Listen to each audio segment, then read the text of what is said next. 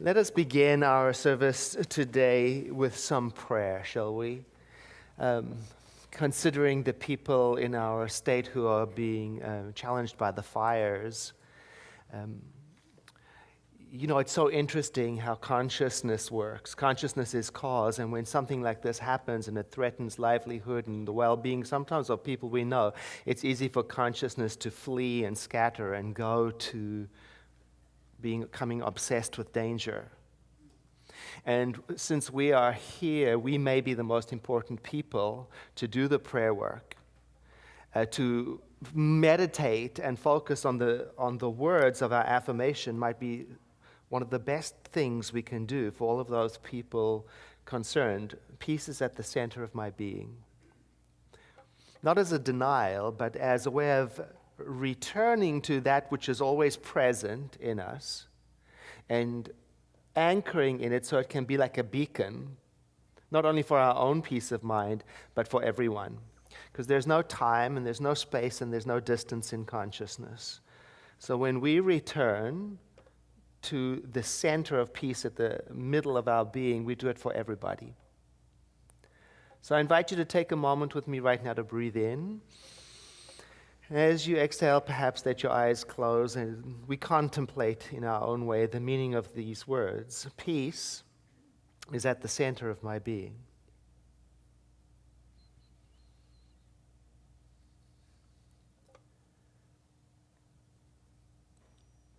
And through this prayer, we are gathering up our attention and taking it inward to look at that center, that peace that is not conditional, and depends on no outcome, was never created and is always eternally present in us.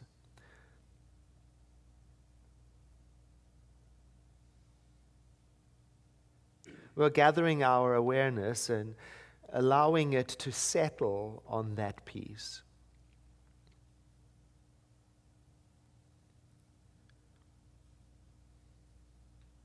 So that we may realize that the work we are doing in consciousness here is available for all people everywhere. So it acts as a guidance system.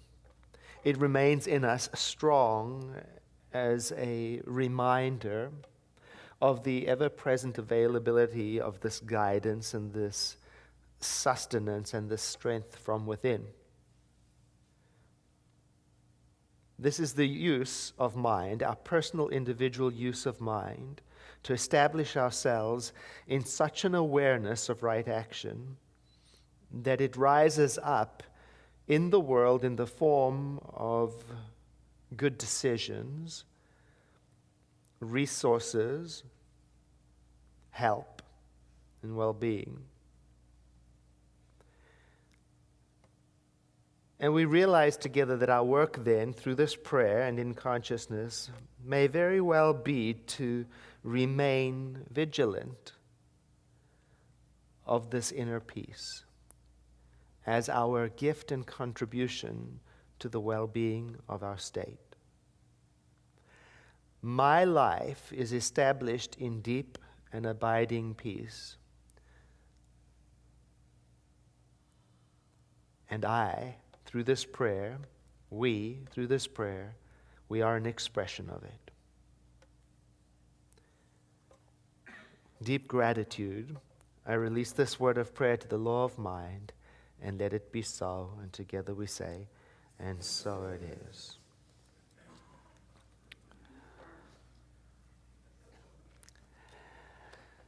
This month we are talking about one of the world's most important religions, as it says on the cover of Yahya Emmerich's Guide to Islam, the book that we are using to learn more about one of the paths, one of the faith traditions.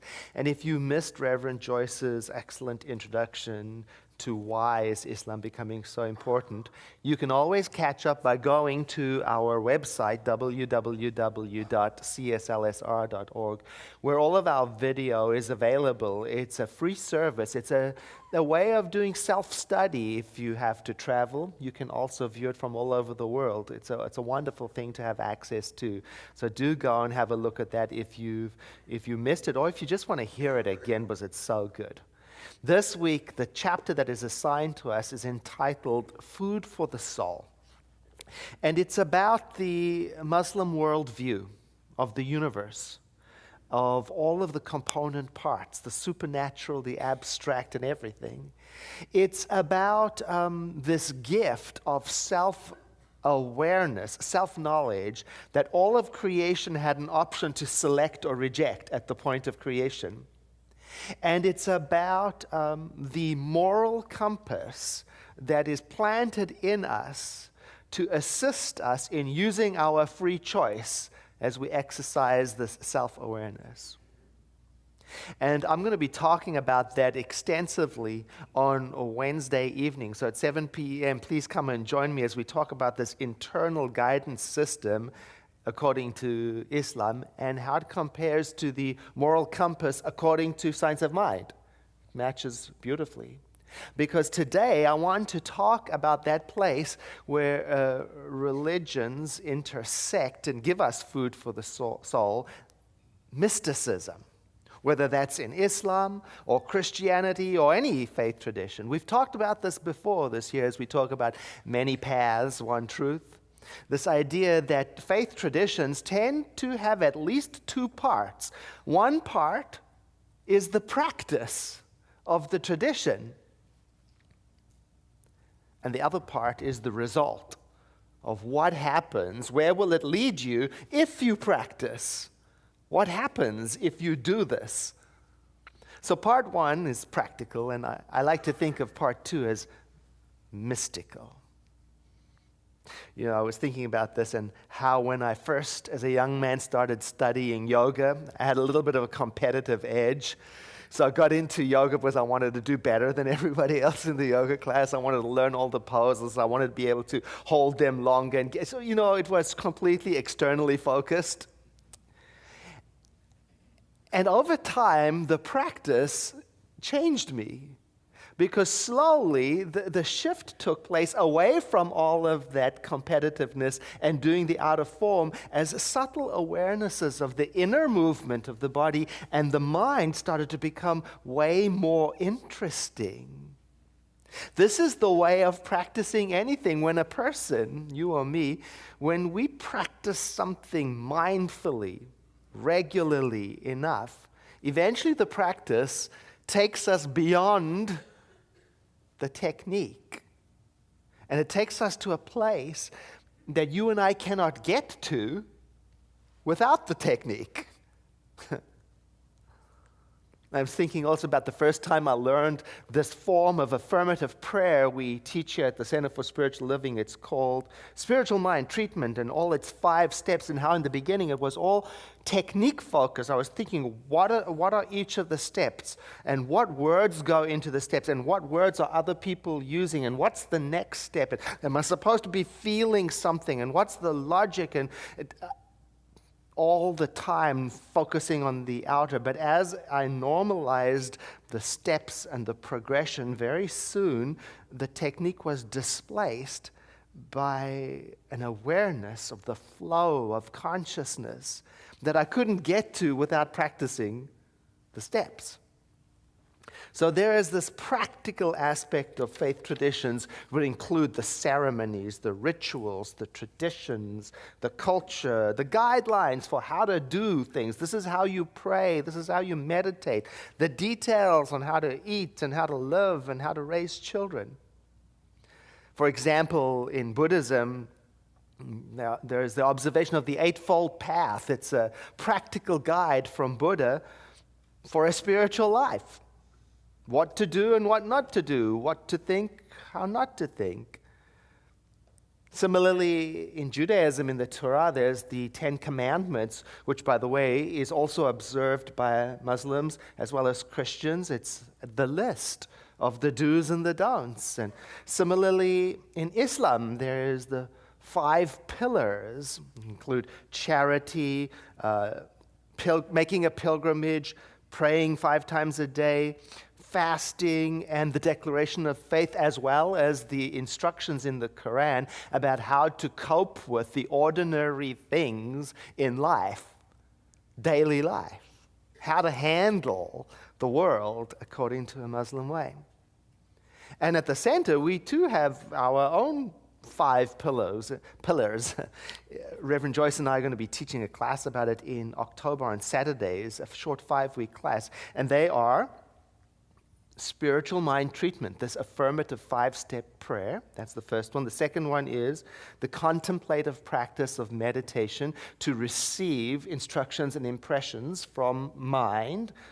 The third is the practice of circulation, which includes giving, receiving graciously, and gratitude practices.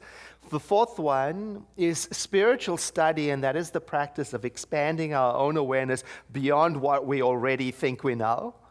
And then the last is selfless service, the act of giving your time in a prayerful, devotional way back into the world. And like Islam, we teach that we have certain freedoms to choose our thoughts and our actions. And like Islam, we teach that we have the ability to reason and think it through and decide for ourselves. And like Islam, we teach, and there are consequences for how we do that. It's exciting. More about that on Wednesday evening. So whatever the faith tradition a person chooses, the practice of their faith leads to an experience, which I like to call the mystery. It's a state of mind in which we see the world as a result of our practice in a particular new way. And you know, this way of seeing the world doesn't come from just one part of a faith tradition. I'd love to just pick prayer or just pick giving and receiving. But actually, in each faith tradition, it seems that the practices are more like pieces of a puzzle that when they all fit together, that's when they reveal this bigger picture. So it's the repeated practice of prayer and meditation and whatever it fits together that leads us to this place of a deeper look inside when we get to the point of asking, who am I? What am I? Where am I? What's going on? Some interesting points in this journey. Typically, we do not experience this shift in awareness, this touching of the mystery. We do not typically experience it through ordinary, unconscious living.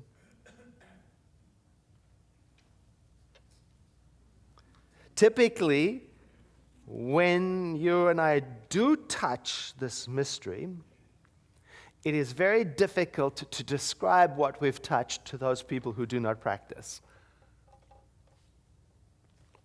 Typically, when one starts to touch the mystery, then the differences between religions begin to fall away, and this similarity begins to emerge.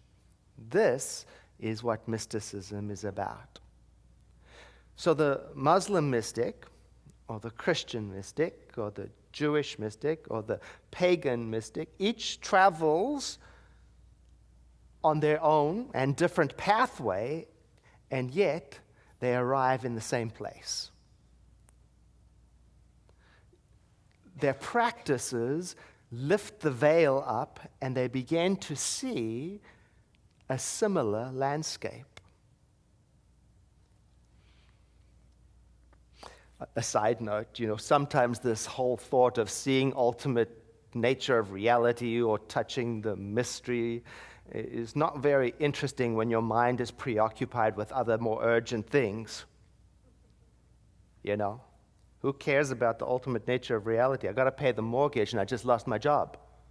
Or about, like the people dealing with the fire. They're dealing with matters of safety and well-being. Or maybe you're in a position where you're trying to work your way through a major unexpected transition, or maybe you're going through a period of loss and you don't know which way is up and which way is down. At times like these, then the practices of our faith are supposed to help us cope with the practical issues of life. That's their job. Their job is to teach us what to do when we are sad, what to do when we feel lost, what to do when we feel disconnected from our source, and how to practice that, how to get better at that, how to build up our faith muscle, and above all, how to develop a relationship with our own concept of divinity. And then, as we go along through life, maybe muddling and stumbling through at times, practicing what we've learned little bit by little bit, we may not even notice that actually, as we practice, the particular form of practice that we have chosen doesn't really matter. We're all going in the same direction. All who practice are going in the same direction. You might notice even there are people around you, when there are different faith traditions, they're learning different methods, but they're all doing the same thing. And when you notice that, that is the moment when you start to become a mystic. When the particular forms of religion no longer can separate you from others.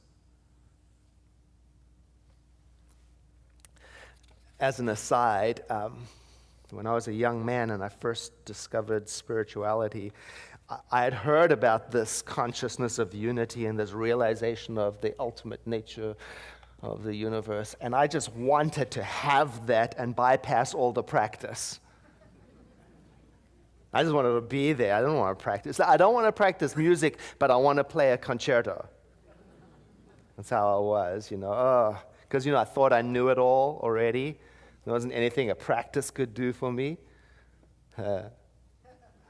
Do you remember when you thought you knew it all? Yesterday? And I had the humility of realizing that if you're not there, you're not there. Oh, the humility of realizing that if you have to practice to get there, you have to practice. But it was good because I had to learn how to take refuge in the practice, and I had to learn how to practice for the love of practice and not as a way of getting there. And by the way, I got into all of this by means of the New Age. Remember that?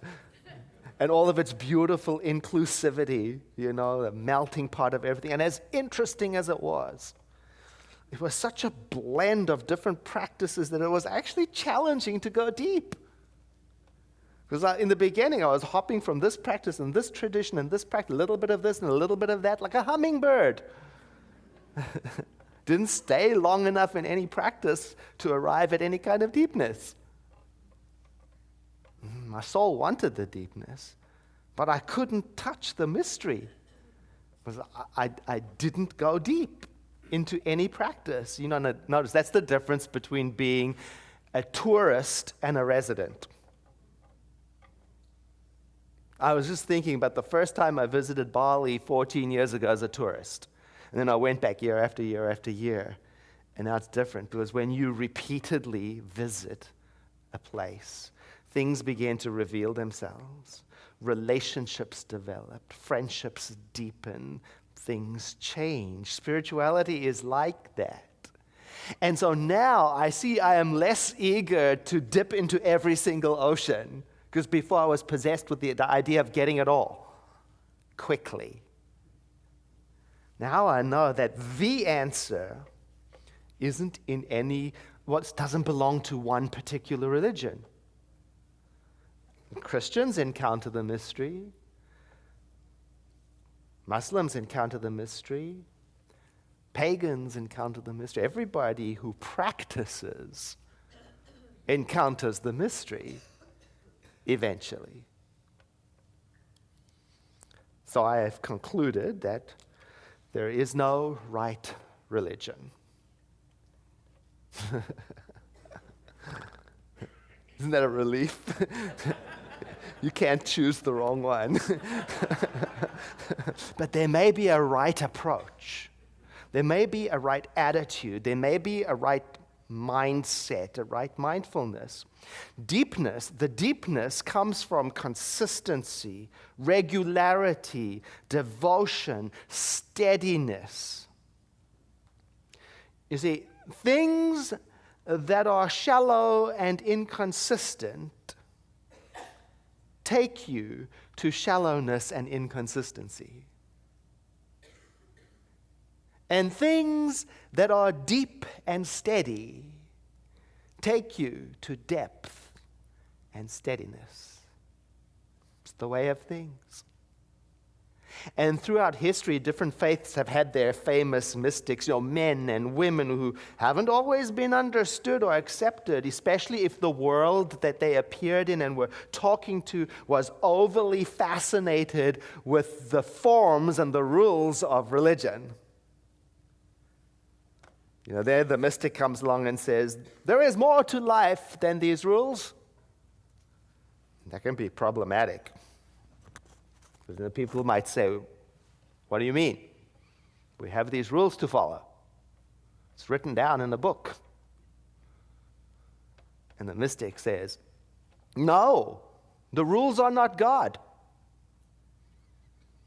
They are stepping stones. You are to stand on them to get to where you're going. But don't worship them. You see, mystics are not fanatical about rules. They are fanatical about consciousness.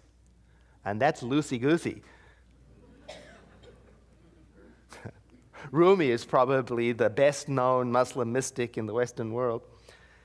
And Christianity has had its amazing mystics, women and men, through their practice of contemplation and prayer that gave brilliant insights to the world, like Teresa of Avila, Hildegard of Bingen, Catherine of Siena, and so on. I like to look at them and see what do they have in common. I'm making a list. I'm still working on it. I don't know if it's complete, but here are some generalities that mystics have in common. Mystics, and keep in mind when I say mystic, I may be talking about you. Mystics in common have this. They embrace paradox. Through their practice, they become intensely aware of the spiritual nature of life and the paradox that although life is one big unity, it seems also to contain opposites of good and bad, and right and wrong, and up and down. And through their practice, mystics begin to sense that things are not always what they appear to be. Yes, there's hot and cold. Yes, there's right and wrong. Yes, there's up and down, but life seems not to be defined or limited by these. And through their practice, they begin to shift away from a worldview that is characterized by polar opposites of right and wrong and up and down and hot and cold, and they shift into an attitude of awe and wonder. And through their practice, they begin to embrace the paradox that although divinity is non-dual and good, yet at the same time, free will exists and it can produce so much suffering.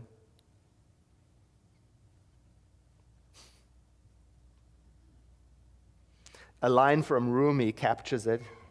His poem says, "Close both eyes to see with the other eye." Or, things don't always mean what they appear to mean. Well, probably the best known poem in the West is this one. It captures this first quality of mysticism so well. Out beyond all ideas of right and wrongdoing, there is a field. I'll meet you there. When the soul lies down in that grass, the world is too full to talk about. Also, mystics tend to have in common, they have a personal, intimate relationship with divinity, whatever their tradition is, and whatever form divinity comes to them in, whether it is Allah or Christ or the thing itself or Great Spirit or the divine feminine, whatever it is, they have a personal and intimate relationship with it. Now, personal is an important word. It means authentic. It means their own. It means they're not parroting somebody else's. It's not borrowed. They use words and practices that are meaningful to them. And intimate means close. And for something to be intimate, you and I have to take time to let it develop. I was just talking to a friend of mine recently who's going through some changes in his life, and he's noticing that many of his former friendships are, they've kind of cooled off. And he was feeling the sadness of that, But he came to a realization, and he said to me, you know what? I realized that if I want to have better friends, I have to become a better friend. Which to him, it meant taking the time to let them in, taking the time to show interest and to show it consistently and to participate. And it occurred to me, that's the same with divinity. You and I get intimate by creating the space for that to happen. It's intentional. And for intimacy to happen, you have to share yourself. You have to let it in. You have to show up. You have to participate. You have to tell the truth. Oh, another beautiful line from Rumi. The minute I heard my first love story, I started looking for you, not knowing how blind that was. Lovers don't finally meet somewhere. They are in each other all along. Also in common, mystics, although they see a bigger picture of reality, although they embrace paradox, although they have a close personal relationship with divinity, they still have to live in this world with you and me. They still have bills to pay. They still have jobs to go to. Sometimes they get sick. Sometimes their children don't turn out the way they thought they would. Sometimes they make terrible mistakes. And sometimes they get crucified and betrayed by their friends. But the difference is now they are sustained through it. Not only because they've learned some excellent coping skills through the practices of their faith tradition, but because they have touched something, the mystery. They've touched something about reality, so that now, living in the world with all of its complexity and its happiness and its sadness and its everything, seems to be a beautiful thing. Because in it all, they tend to see the evidence of the mystery peeking out at them. And so as a result, they welcome all of life.